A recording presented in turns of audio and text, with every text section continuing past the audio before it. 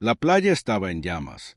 No en el sentido en que los soldados hablan del fuego como una metáfora poética del caos. La playa estaba literalmente en llamas. Los atracs, los tractores anfibios de forma cuadrada diseñados para transportar hombres a la orilla, ardían en las aguas poco profundas, sus cascos de acero brillando con un resplandor anaranjado contra el gris amanecer del Pacífico. Los cuerpos flotaban boca abajo en la espuma. Los hombres se agazapaban tras barreras de troncos de coco no más gruesas que la cintura de un hombre, mientras las ametralladoras japonesas barrían la arena con tal precisión que levantar la cabeza por encima de los troncos era una sentencia de muerte. La llanura de marea era tan poco profunda que las lanchas de desembarco habían encallado a 500 metros de la orilla, dejando a los hombres vadeando con el agua hasta el pecho mientras las balas rozaban la superficie a su alrededor. De la primera oleada que llegó a esa playa, aproximadamente un tercio nunca logró salir del agua. Esto era la isla de Vetio. Esto era Taraba.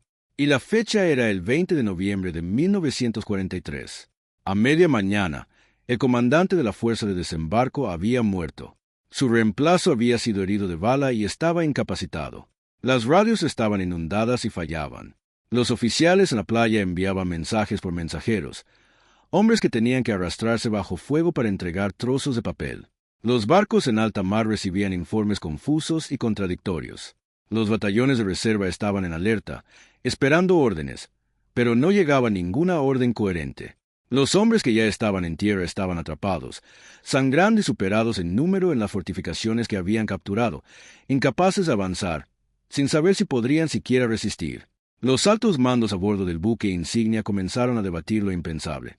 Si retirarse, cancelar todo el asalto, aceptar que Taraba los había derrotado antes de que realmente hubieran comenzado. Y entonces, entre el humo, la sangre y el caos, un hombre se puso de pie. Había sido alcanzado por la metralla. Le sangraba la pierna. Sus comunicaciones eran prácticamente inservibles. Había perdido el rastro de la mitad de sus unidades. Desconocía el paradero de la mayoría de sus oficiales y dirigía desde un muelle hecho de troncos de coco mientras el mundo se desmoronaba a su alrededor. Observó la carnicería en aquella playa, miró a los hombres que lo vigilaban y tomó una decisión que definiría no solo esta batalla, sino el rumbo de toda su vida. No esperó. Siguió adelante. ¿Quién era este hombre? ¿Qué clase de vida produce a alguien capaz de eso, capaz de mantenerse en pie en la peor playa del Pacífico, con una herida en la pierna y la muerte acechándolo por todas partes, y elegir seguir adelante? La respuesta nos lleva desde una humilde granja en Indiana, pasando por el ejército durante la Gran Depresión, hasta las 76 horas de combate más costosas en la historia del Cuerpo de Marines, y luego, décadas después, a algo que casi nadie espera de un héroe de guerra: el valor de decirle al pueblo estadounidense la verdad sobre la guerra misma. Esta es la vida de David Monroe Soap, y es una de las historias estadounidenses más extraordinarias que jamás hayas escuchado por completo. David Monroe Soap nació el 30 de diciembre de 1904 en Battle Ground, Indiana, una pequeña comunidad en el corazón rural cuyo nombre, en retrospectiva, podría haber parecido una profecía. Creció en una granja, hijo de John Lamar Soap y Mary Dory Soap, en un mundo definido por el trabajo físico, la sencillez y la silenciosa expectativa de que un hombre hiciera lo que tenía que hacer sin quejarse ni formalidades. La vida en una granja de Indiana a principios del siglo XX no era fácil ni romántica. Eran madrugones y manos callosas, animales que necesitaban cuidados en cualquier clima y una economía que no perdonaba el despilfarro ni la debilidad. La familia Soap no era rica, pero era fuerte, y David asimiló el estoicismo particular de esa vida de una manera que lo marcaría para siempre. Según quienes lo conocieron en su juventud, no era una persona que buscara llamar la atención ni que se dejara llevar por la ambición. Era serio, centrado y físicamente fuerte, como suelen ser los chicos de campo, no porque se hubieran entrenado para ello, sino porque el trabajo simplemente los había forjado. Asistió a la Universidad de Pau en Green Castle, Indiana, donde se matriculó en el Cuerpo de Entrenamiento de Oficiales de la Reserva, y fue allí donde algo hizo clic. El ejército le ofreció no solo estructura, sino también un propósito, y en 1926, poco después de graduarse, fue nombrado subteniente en la Reserva del Ejército de los Estados Unidos. Casi de inmediato se trasladó al Cuerpo de Marines, atraído por la intensidad y la cultura de la institución, algo que el ejército en general no lograba igualar.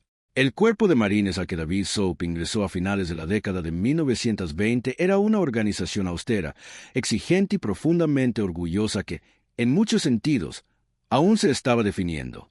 El periodo de entreguerras no fue glamuroso para las Fuerzas Armadas estadounidenses. Los presupuestos eran ajustados, los ascensos lentos y la nación había rechazado con convicción la idea de involucrarse en conflictos extranjeros tras la catástrofe de la Primera Guerra Mundial. Soap sirvió en diversos destinos durante la década de 1930, China, el Caribe, Islandia, realizando el trabajo arduo y poco glamuroso de un oficial de la Infantería de Marina en tiempos de paz. Se convirtió en un experto en operaciones anfibias, una doctrina relativamente nueva y controvertida en aquel entonces dentro del ejército. La idea de desembarcar grandes cantidades de tropas en una costa enemiga fortificada era considerada temeraria o imposible por muchos oficiales superiores. Soap, sin embargo, la estudió, reflexionó profundamente sobre ella y se convirtió en uno de los profesionales más perspicaces del cuerpo. Cuando el ataque japonés a Pearl Harbor llevó a Estados Unidos a la Segunda Guerra Mundial el 7 de diciembre de 1941, Soap tenía 36 años. No era joven para los estándares de combate, pero sí experimentado, disciplinado y preparado como solo años de preparación minuciosa pueden lograr. Prestaba servicio en diversos puestos de Estado Mayor y planificación, mientras el Cuerpo de Marines iniciaba su brutal campaña a través del Pacífico Central, y para 1943 había sido asignado a la Segunda División de Marines como oficial de operaciones del 8º Regimiento de Marines, y posteriormente se le otorgó el mando del 3er Batallón del 2º Regimiento de Marines. Fue en este cargo que la historia lo encontró en una pequeña isla del archipiélago de Gilbert de la que casi nadie fuera de los planificadores militares había oído hablar. El atolón de Tarawa se ubica en lo que entonces eran las Islas Gilbert británicas, aproximadamente en el centro del Océano Pacífico. Su isla central, Vetio, apenas medía 2 millas de largo y unos cientos de yardas de ancho en la mayoría de sus puntos, una estrecha franja de coral y arena que, en circunstancias normales, se podía cruzar a pie en 10 minutos. Pero en noviembre de 1943, Vetio era una de las posiciones más fortificadas del Pacífico. La guarnición japonesa, al mando del contraalmirante Keiji Shibasaki, contaba con aproximadamente 4.500 hombres, muchos de ellos pertenecientes a las Fuerzas Especiales de Desembarco Naval, algunas de las mejores tropas de combate del ejército japonés. Según se cuenta, el propio Shibasaki se jactaba de que 1 millón de estadounidenses no podrían tomar Vetio ni en 100 años. La isla estaba rodeada de obstáculos, minas y alambre de púas. Sus playas estaban cubiertas por campos de fuego interconectados desde búnkeres de hormigón, muchos de ellos construidos con muros de 2,5 metros de espesor que la artillería naval no podía penetrar. Había 14 cañones pesados de defensa costera, 40 piezas de artillería y docenas de emplazamientos de ametralladoras. Los japoneses habían diseñado una defensa que convertiría la playa en un campo de batalla, y la habían construido a la perfección. La Operación Galvánica, el asalto estadounidense a las Islas Gilbert, estaba programada para el 20 de noviembre de 1943. La Segunda División de Infantería de Marina, al mando del general de división Julian Smith, desembarcaría en Vetio. El batallón de Soap formaría parte de la segunda oleada. Pero en las primeras horas del asalto, el plan comenzó a desmoronarse de forma catastrófica. El bombardeo naval, que debía destruir las defensas japonesas, no lo logró. Los proyectiles impactaron en la isla, causaron la muerte de algunos defensores y levantaron enormes nubes de humo y polvo, pero los búnkeres resistieron. Muchos de ellos apenas sufrieron daños. El fuego previo al desembarco duró apenas 2 horas y media, mucho menos de lo previsto, y cuando los vehículos anfibios iniciaron su avance hacia la costa, los artilleros japoneses salieron de sus refugios y volvieron a sus armas con una eficacia devastadora. Las condiciones de la marea fueron la segunda catástrofe. Los servicios de inteligencia habían pronosticado una marea alta que permitiría a las lanchas de desembarco cruzar el arrecife que rodeaba Vetio y llevar a los hombres a la playa. La marea no colaboró. En cambio, una marea baja dejó el agua sobre el arrecife a tan solo 1 metro o 1,20 metros en muchos lugares. Las lanchas de desembarco encallaron en el coral a 500 metros de la costa. Los hombres tuvieron que vadear hasta la orilla bajo fuego enemigo durante toda esa distancia. Cientos murieron en el agua antes de siquiera llegar a la playa. La primera oleada llegó aproximadamente a las 9:10 de la mañana. A media mañana, el asalto se encontraba en una situación crítica. El coronel David Soap, al mando no solo de su batallón, sino también como oficial superior de toda la caótica operación de desembarco, vadeó hasta la orilla desde su embarcación varada bajo fuego directo y se instaló en un pequeño muelle que sobresalía de la playa. Había resultado herida en la pierna por metralla durante el avance. No se marchó. Lo que Soap hizo en los 2 días siguientes desafía cualquier resumen sencillo, pues no fue un acto dramático aislado, sino un continuo y agotador ejercicio de voluntad. Él podía ver, mejor que nadie, dentro o fuera de la playa, lo cerca que estaba el asalto del fracaso total. Sabía que si los batallones de reserva no desembarcaban, los hombres que ya estaban en tierra serían arrollados. Sabía que los japoneses estaban contraatacando activamente. Sabía que sus comunicaciones apenas funcionaban, que había perdido el contacto con gran parte de sus tropas, que había oficiales muertos o heridos en toda la cadena de mando. A pesar de todo esto, permaneció en el muelle, enviando mensajes, dando órdenes, coordinando lo que se podía coordinar mediante su mera presencia física y su absoluta negativa a ceder, manteniendo unido el asalto. Envió un mensaje que se ha convertido en uno de los despachos más famosos de la historia del Cuerpo de Marines. En la tarde del 20 de noviembre, usando una radio que apenas funcionaba, Soap transmitió: muchas bajas. Se desconoce porcentaje de muertos. Eficiencia en combate. Estamos ganando. Esa frase, estamos ganando. No esperamos ganar. No envíen ayuda o estamos perdidos. Estamos ganando. Era una confianza suprema o una fuerza de voluntad suprema disfrazada de confianza, y en esas circunstancias, la distinción no importaba. Lo que importaba era que era el tipo de mensaje que mantiene unidos a los hombres cuando todo lo demás se desmorona. Los combates en Betio fueron tan encarnizados y a corta distancia como cualquiera de la Guerra del Pacífico. Los soldados atacaban los búnkeres japoneses con granadas, lanzallamas y fusiles a distancias que a veces se medían en metros. Los japoneses no se rindieron. Su código les exigía luchar hasta la muerte, y casi todos lo hicieron. Los marines estadounidenses, muchos de ellos adolescentes de ciudades y granjas de todo Estados Unidos, se encontraron inmersos en un mundo de violencia y ruido tan intenso que quienes sobrevivieron pasaron décadas intentando encontrar palabras para describirlo, sin éxito en la mayoría de los casos. Soap dirigió los combates desde su posición durante el primer día y parte del segundo, organizando personalmente los ataques a puntos fuertes específicos, coordinando el limitado apoyo de tanques disponible y manteniendo la presión suficiente sobre las posiciones japonesas para que el desembarco no fracasara. El segundo día, 21 de noviembre, comenzaron a desembarcar nuevos batallones de infantería de marina y la situación se estabilizó. El 23 de noviembre, la última resistencia japonesa organizada en Betio fue aplastada. La isla fue declarada segura. La batalla duró 76 horas. El costo humano fue abrumador. En esas 76 horas, 1,009 infantes de marina y marineros estadounidenses murieron y más de 2,000 resultaron heridos. La guarnición japonesa, de aproximadamente 4,500 hombres, fue prácticamente aniquilada. Sobrevivieron menos de 200, la mayoría trabajadores coreanos obligados a trabajar para los japoneses. La isla de Betio, de apenas 2 millas cuadradas, costó más vidas estadounidenses por metro cuadrado que casi cualquier otra batalla en la historia de Estados Unidos. David Soap recibió la Medalla de Honor por sus acciones en Tarawa.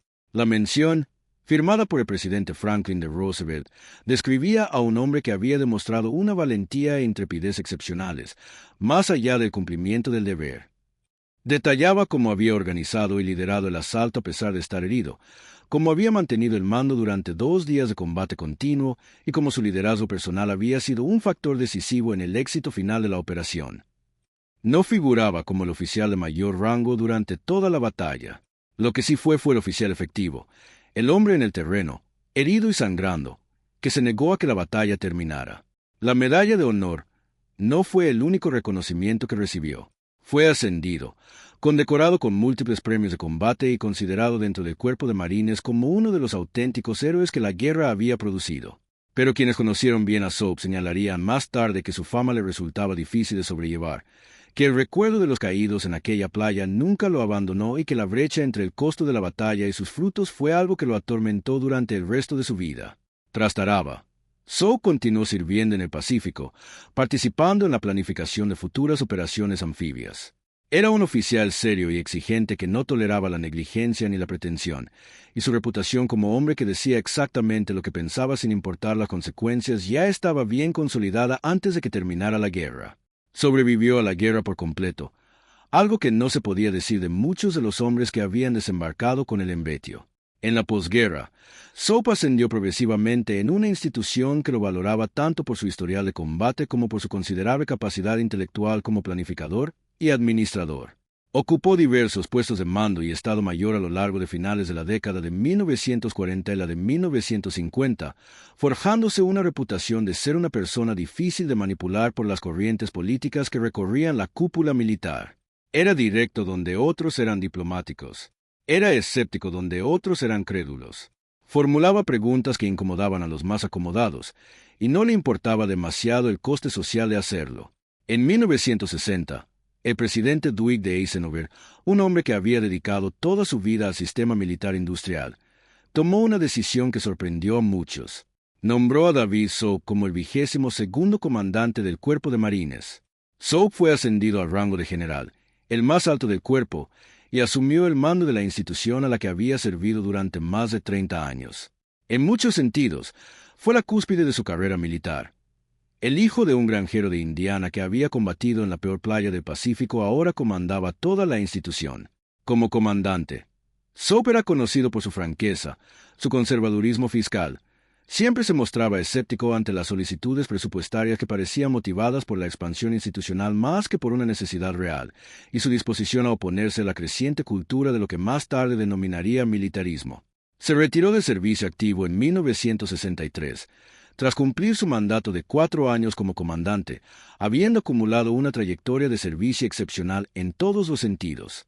Y entonces, ya retirado, David Soap hizo algo que muy pocos hombres de su talla y generación tuvieron el valor de hacer.